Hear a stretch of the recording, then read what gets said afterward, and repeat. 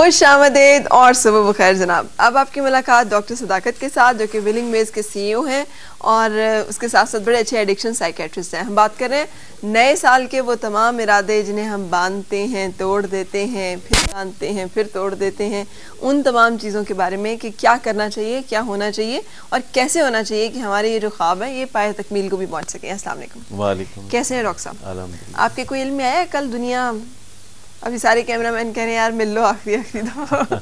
मैं ऐसी चीज़ों में यकीन नहीं रखता, सुपरस्टिशंस में। अच्छा, ये वक्त के साथ साथ होती रहती है चीज़ें, फिर वो लोग भूल जाते हैं, कभी सोचते नहीं कि वो जो हमने सोचा था वो तो हुआ नहीं। वैसे अमेरिका में क्या बनेगा? 13 वो तो 13th फ्लोर भी नहीं रखते। नहीं, ये पहले की बातें हैं, अब नहीं। अब आप देखिए कि दुनिया में सुपरस्टिशंस कुछ कम हो रही है। में तो आज तक उसी तरह से 13 का हिस्सा आज तक मनहूस PIA है। की एक फ्लाइट है जो कि कराची से लाहौर आती है, उसका नंबर है 302। अच्छा। लेकिन रखा हुआ है और बहुत सालों से वो चल रही है, तो इन चक्करों में नहीं पड़ना चाहिए, नंबरों के चक्कर सही। और इस तरह की सारी चीज़ें। फिर किस चक्कर में पढ़ना चाहिए? कॉज एंड इफेक्ट में, साइंस के चक्कर में। बिल्कुल। क्योंकि जो साइंस की कामयाबियां हैं, जो कि आप रोज़मर्रा देखती हैं कि ये सेल फोन में आप SMS करती हैं, पहुंच जाता है। सही। और फिर जहाज उड़ते हैं, लैंड कर लेते हैं, TV प्रोग्राम चलते हैं, दूर से लोगों को दूर की चीज़ें दिखाते हैं। बिल्कुल। सो साइंस की जो मिरेकल्स हैं उनके अंदर खोज लगानी चाहिए और उनके अंदर अपना यकीन रखना चाहिए। वैसे ये वामे शामे इंसान को आपके ख्याल में कैसे इफेक्ट करते हैं? ये जो लोग कहते हैं ये हिंसा अच्छा नहीं है, ये मुझे सूट नहीं करता, ये दिन मुझे सूट नहीं करता, ये रंग मुझे सूट नहीं करता, ये जगह मुझे सूट नहीं करती, ये बंदा मुझे सूट नहीं करता। ये अक्सर मर्द जो है, मैंने ख्वातीन के बारे में कहते सुना, जब से ये आई है हमारे घर में मेरे पास तो पैसे ही नहीं रहे। देखिए, ये पुरानी रवायतें हैं ना कि इंसान का जो रिज़्क है वो उसकी बीवी के वजह से होता है। अच्छा, अगर तो शादी के बाद कोई अमीर हो जाता है तो वो कहता नहीं तुम्हारी वजह से क्या हुआ है। नहीं, लेकिन बीवी को तो ये वहम रहता है ना, तो ना वो बीवी की वजह से अमीर होता है, ना वो बीवी की वजह से गरीब होता है। वो अपने तौर तरीक़ों की वजह से, अपनी आदतों की वजह से और अपनी हिकमत अमली की वजह से माली तौर पर खुशहाल होता है या नहीं होता। इसका किसी दूसरे से दोष नहीं होता। वो जो वहम की बात आप कर रही थी, ये कोई मामूली बात नहीं है, ये सॉफ्टवेयर प्रोग्राम होते हैं।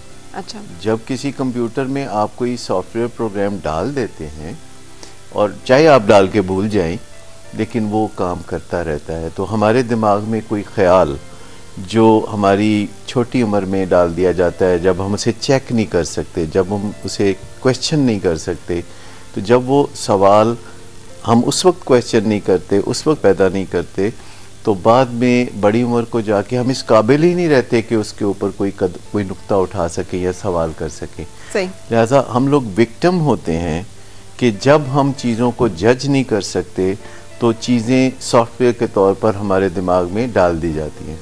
लेकिन बाज़ लोग इसे वक्त के साथ डेवलप करते हैं, पुख्ता होता जाता है। हाँ। उन्हें लगता है पिछले बुध को भी ये हुआ था। खैर बुध को तो अक्सर लोग बड़ा मौजू समझते हैं, लेकिन चले पिछले मंगल को भी ये हुआ था, उससे पिछले को भी ये हुआ था, उससे पिछले को भी ये हुआ था, तो मेरे लिए तो ये दिन बड़ा भारी है, मुझ पे तो ये कोई बड़ा ही, मैं तो कोई नया काम, अच्छा काम इस दिन नहीं शुरू कर सकता है, कर सकती।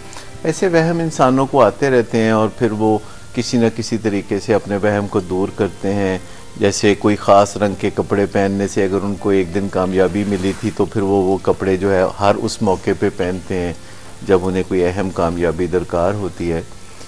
लेकिन बाय एंड लार्ज जो समझदार लोग होते हैं, जो ग्रो करते रहते हैं, जो यूनिवर्सिटीज़ में जाते हैं, जो अच्छी ऑर्गेनाइजेशंस में जाते हैं या अच्छी सोहबत में जाते हैं, तो फिर वो अपने पुराने नज़रियात को चैलेंज करते रहते हैं और बेहतरी की शक्ल उनके अंदर नुमायाँ होती चली जाती है। वक्त के साथ साथ वो एक्चुअलाइज करते जाते हैं। जो इंसान का इस दुनिया में आने का बुनियादी मकसद है कि वो पैदा होने के बाद कुछ बेहतर हो जाए, और सभी लोग पैदा होने के बाद कुछ ना कुछ बेहतर हो जाते हैं। उठ के चलना फिरना शुरू कर देते हैं कुछ बोलना शुरू कर देते हैं, कुछ छोटे मोटे काम अपने करना शुरू हो जाते हैं, पर बियॉन्ड दिस बहुत सारे लोग स्टक हो जाते हैं और वो अपने आप को बहुत बेबस तस्वर करते हैं।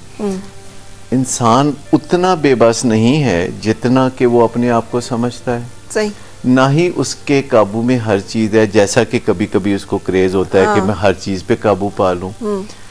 बेबस होने और बस में दरमियान कहीं इंसान होता है और उसको वो सिचुएशन को बेहतर भी बना सकता है। उसे कहते हैं बस भाई बस। अच्छा डॉक्टर साहब, वो टॉप 10 क्या रेजोल्यूशंस हैं जो लोग अमूमन बनाते हैं? मेरा वजन कम हो जाए, मेरी तनख्वाह बढ़ जाए, मैं क्या करूं जिंदगी में, खुशहाल घर वालों को ज्यादा टाइम दूं, मैं खुश रहना शुरू कर दूं, मैं एंजॉय करना शुरू कर दूं, मैं अपनी सेहत का ख्याल करना शुरू कर दूं, मेरे नंबर ज्यादा आ जाएं। अच्छा, एक ही होता है कि मैं लोगों की खिदमत करूं। ये भी बहुत से लोगों के अंदर कहीं ना कहीं होता है एक जज्बा, मेरा वजन कम हो जाए, ये तमाम इस साल में मैंने या मैं इतनी दौलत ज्यादा कमाने लगूं, मेरी माली मुश्किलात दूर हो जाएं, या जो मैंने कर्जा लिया हुआ है वो मैं अदा कर दूं। सही। बहुत से लोगों के ये भी मसाइल होते हैं, या फलां से मेरे ताल्लुकात जो ख़राब हैं वो ठीक हो जाएं।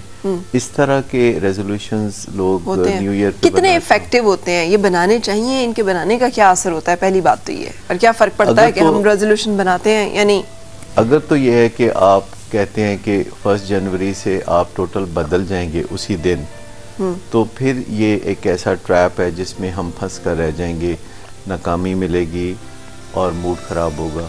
लेकिन अगर हम सोचते हैं कि अगले पूरे साल में हम ये चीज़ें गोल के तौर पर सेट करते हैं और अचीव कर लेंगे, और उसमें जहन में रखें कि मुख्तलिफ़ कामों को करते हुए हमें कुछ बार नाकामी का सामना भी होता है। जैसे सिगरेट छोड़ने वालों के बारे में ये है कि जिन्होंने भी सिगरेट छोड़े, ऑन एवरेज उन्होंने 4 नाकाम कोशिशें की और 5वीं कोशिश कामयाब हुई।